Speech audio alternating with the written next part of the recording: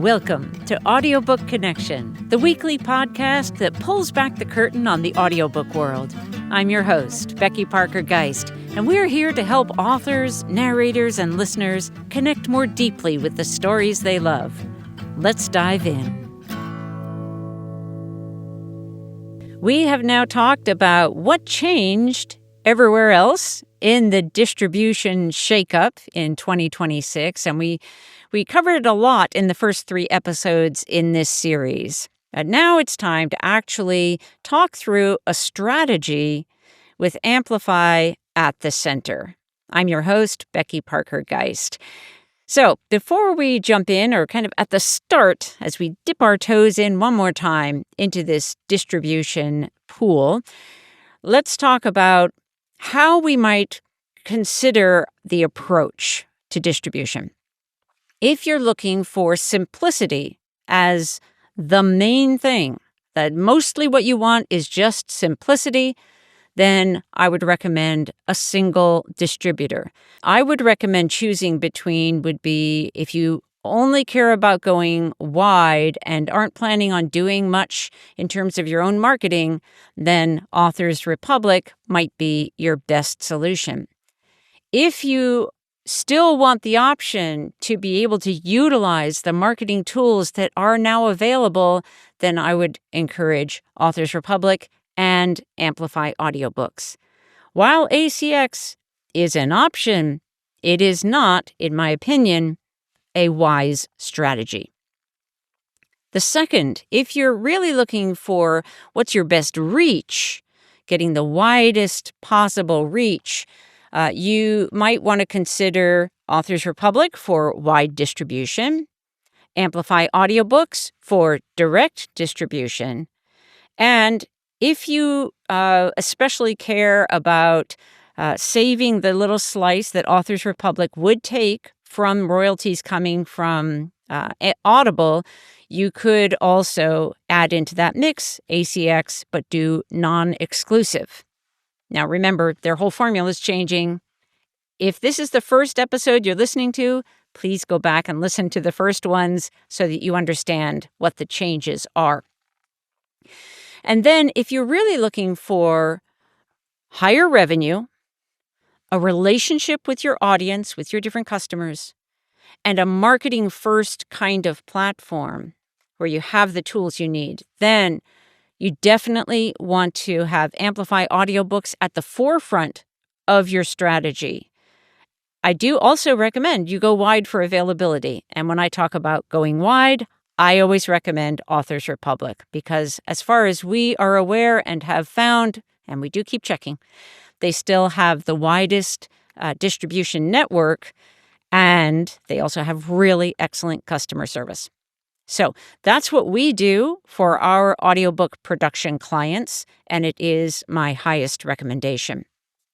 Now, and just a reminder, because this has been about the distribution shakeup, just a reminder that any titles that are currently on ACX, you do need to make a decision about either re-enrolling with their new member value royalty model, or they will be removed by the end of this year, December 31st, 2026. So if that's you, then don't let that deadline slide. Put it on your calendar to make a decision and deal with it. Now let's get into the fun stuff. Why AMPlify should anchor the strategy rather than being the secondary or the afterthought. For many of the authors that I speak with, they have a tendency to come into the audiobook production process thinking Audible as the main platform. It's understandable because with Audible still having the largest market share, they are the most visible. And for people who are not deep into the audiobook world, you would naturally come into the audiobook production process with the expectation, I just want to be on the place that has the most audiobooks. There are strong reasons that does not make sense once you get into the real thinking about the strategy of it. And so I talk about this topic a lot if you're new to this conversation, please subscribe to the podcast and start listening to some of the episodes so you can really get a better handle on these issues. They are significant. They can make a huge difference in terms of your bottom line, your ability to ever know who your customers are, to build your audience, all the things that we want as an author. It will impact. This decision will impact. So, some of the reasons why Amplify should be at the center, at the forefront, are, first of all, finances. You're going to be earning the highest royalty of any other option, with one caveat. The caveat is a platform like BookFunnel, where you are getting the direct distribution piece, but you're also, just as with Amplify, there is a monthly fee, but the challenge there is that you're siloed. You're on your own platform. You lose out on so many opportunities, including things like the ability to feature your audiobook in the context of an audiobook store, to be discovered when someone, a customer, a listener, is browsing the catalog or searching on a particular genre or type of work. They're not going to discover you on your own website in that way, right? So you're missing out on a lot of those things. Also, the tools that are built in to Amplify that can help you succeed and thrive there, they're not available on your website. Like posting an event that's going to be visible to people who are not already in your audience. You see, there's a lot of pieces missing if you're trying to do it completely on your own.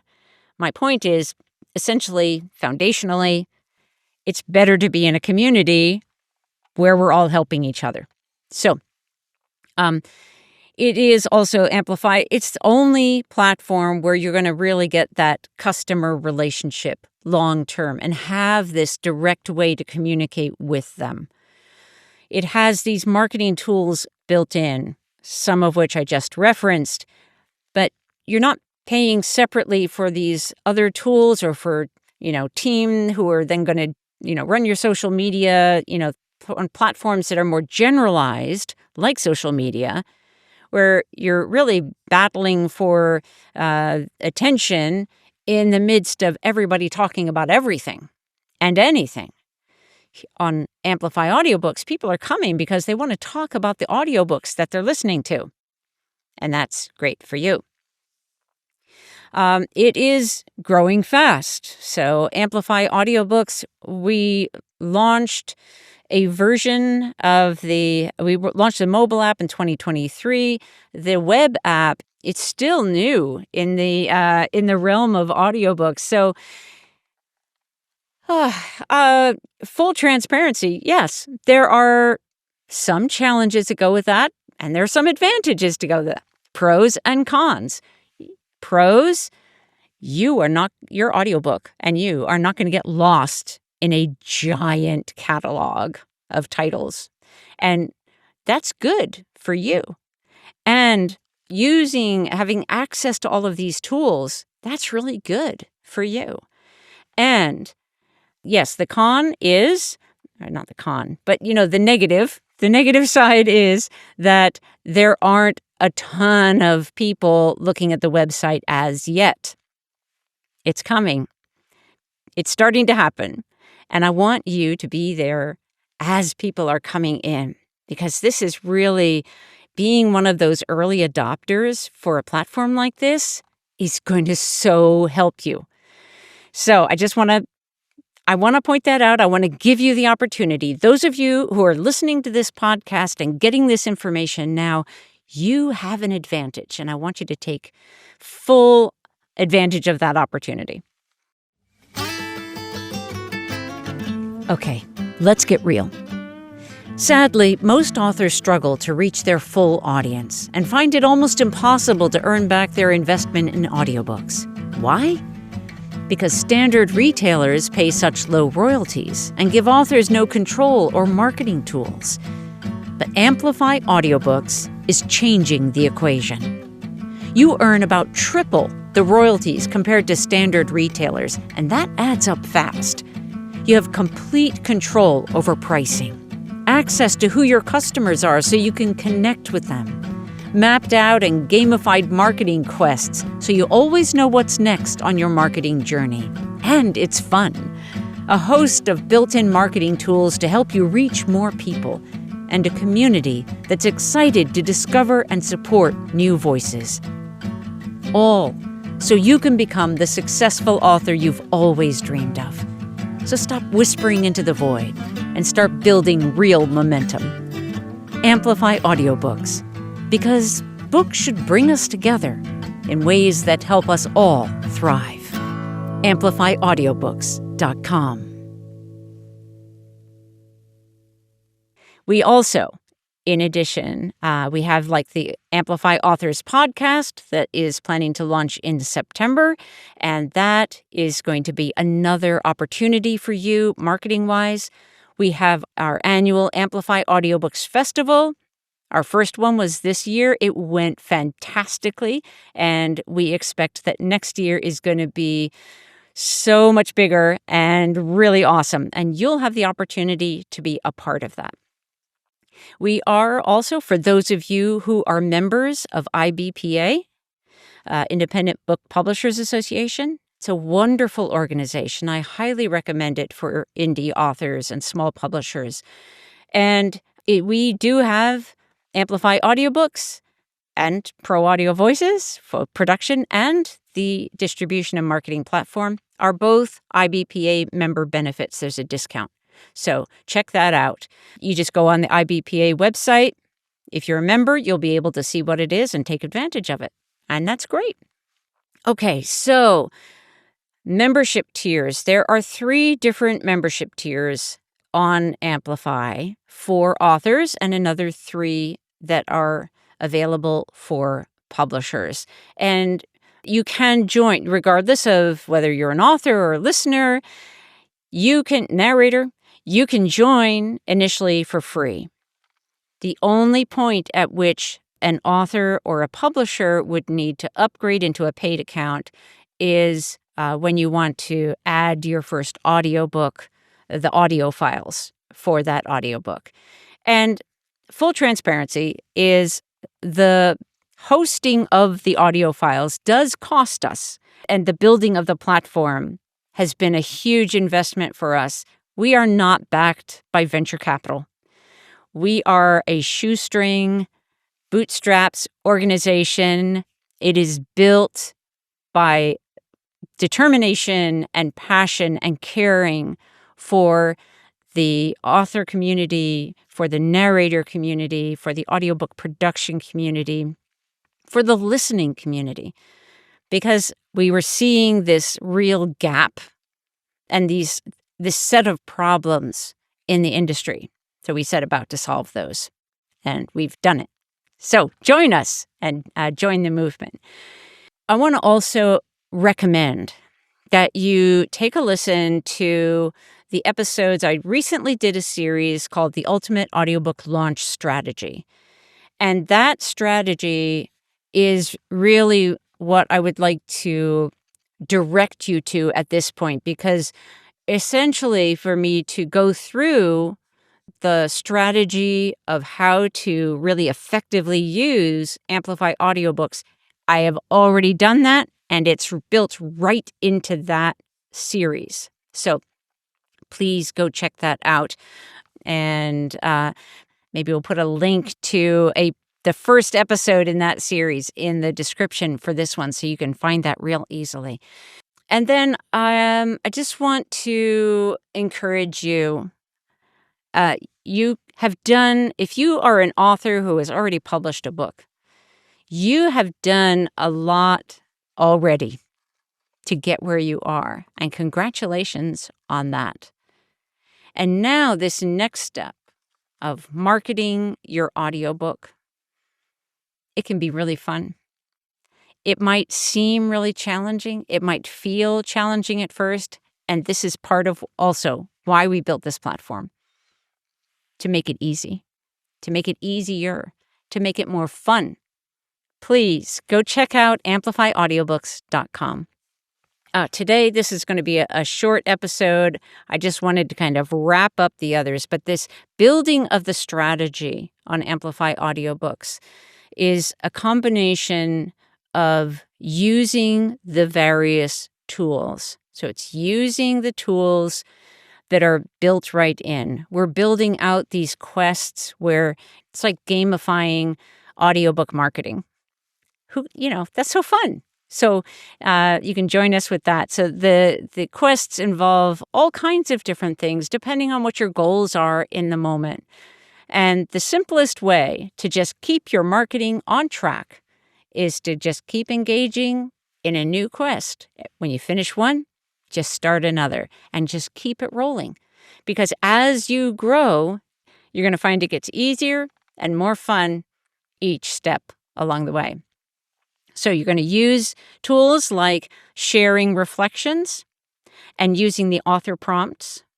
You're going to use tools like events and book clubs so that you can spread the word about you and your books right on the platform to listeners and other authors who are not familiar yet with your work.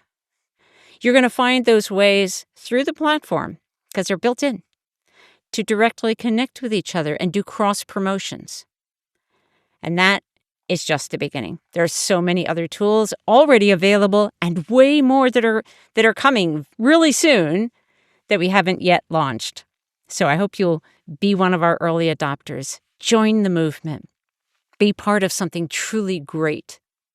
And I'm going to leave it there for the end of this series.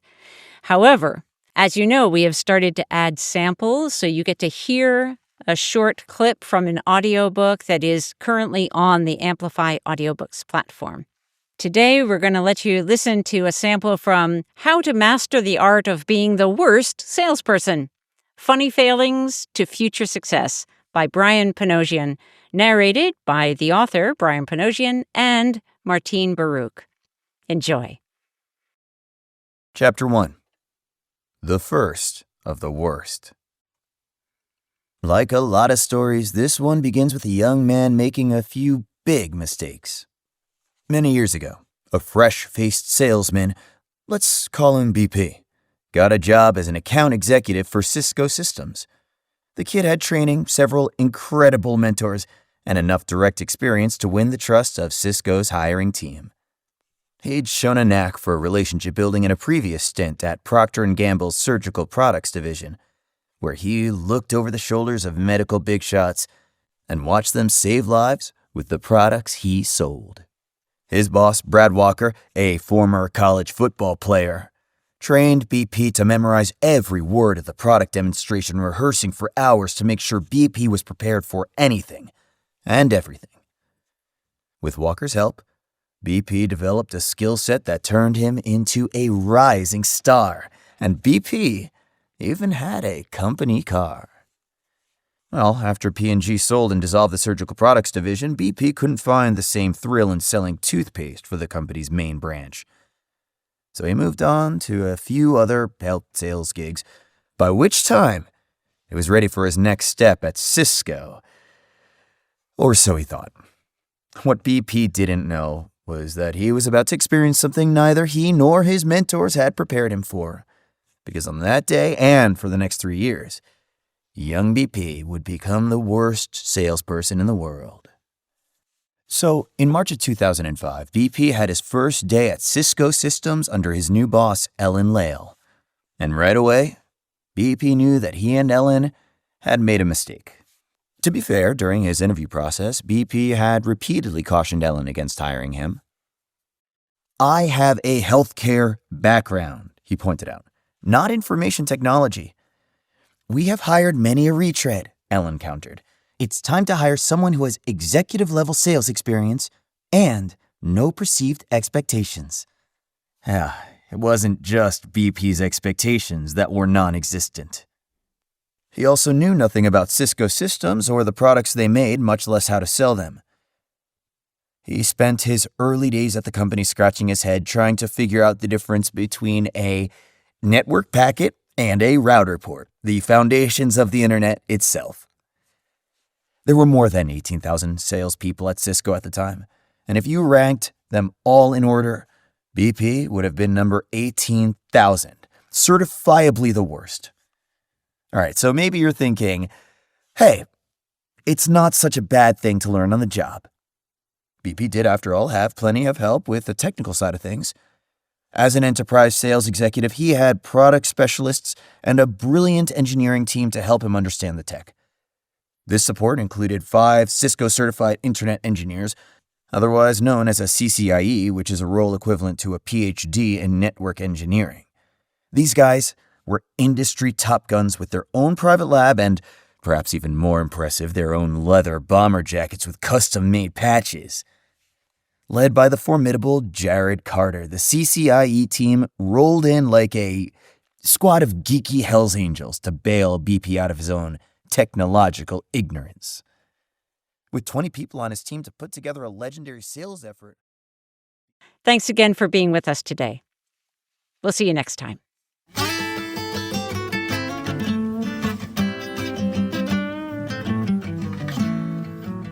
Thanks for joining me on Audiobook Connection. If you enjoyed this episode, be sure to subscribe and share it with a fellow book lover or author.